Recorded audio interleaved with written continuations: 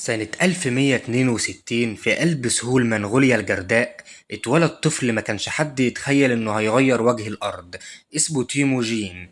لكن قبل ما يكمل 10 سنين ابوه اتسمم، وامه اترمت هي وولادها وسط الجوع والبرد.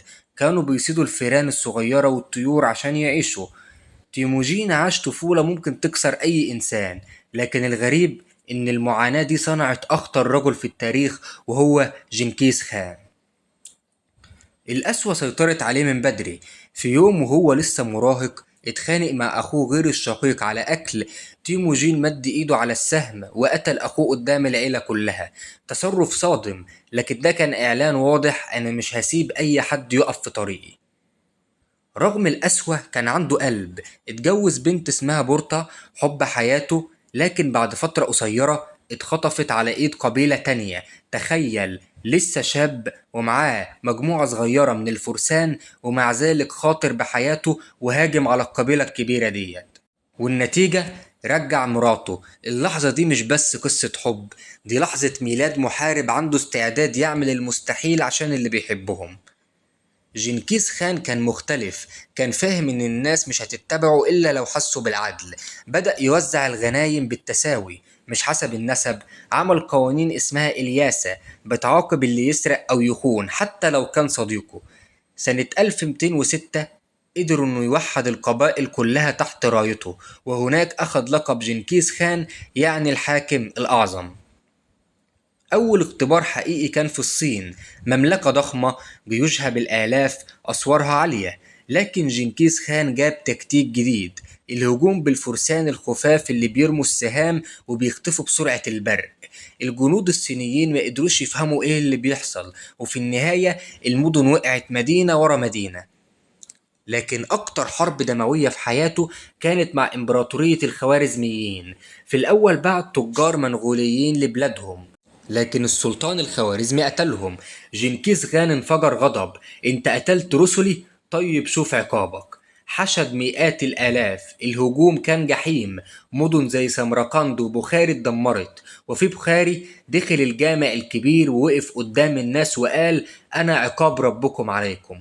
تخيل الرعب اللي كان في قلوب الناس. كان بيستخدم الخداع، بيخلي الجيش يبان أصغر حقيقته وبعدين يضرب فجأة بكل قوته.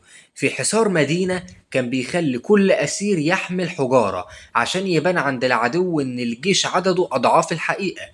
لما مدينة بتقاوم كان بيسيب جندي واحد بس على قيد الحياة عشان يحكي للعالم عن الرعب. وفي موقف تاني أمر جنوده يستخدموا جثث الموتى كسلاح بيولوجي، يرموها جوه المدن المحاصرة عشان الأمراض تفتك بالناس. الغريب إن رغم دمويته كان عنده جوانب إنسانية. كان بيكره الكذب، وكان متسامح مع الأديان.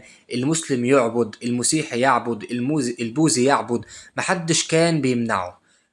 لكن كان عنده هوس غريب، كان بيدور على سر الخلود. بعت بعثات تدور على أعشاب ونباتات سحرية في كل مكان. هو كان بيحارب الموت زي ما بيحارب أعدائه. سنة 1227 مات جنكيز خان. ازاي مات؟ محدش عارف. في روايات بتقول مات من سقطة من الحصان، وفي تانية بتقول اتقتل. لكن الأغرب من ده كله هو قبره. اللي دفنوه قتلوا أي حد شاف مكان القبر، وبعدين انتحروا. لحد النهاردة محدش يعرف هو فين، سر مدفون في وسط صحاري منغوليا.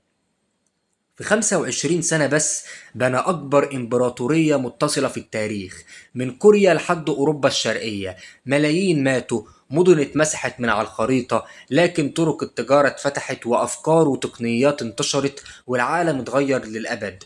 تيموجين الفقير اللي كان بياكل فيران عشان يعيش بقى جنكيز خان، الاسم اللي لحد النهاردة بيخلي أي حد يرتعش أول ما يسمعه.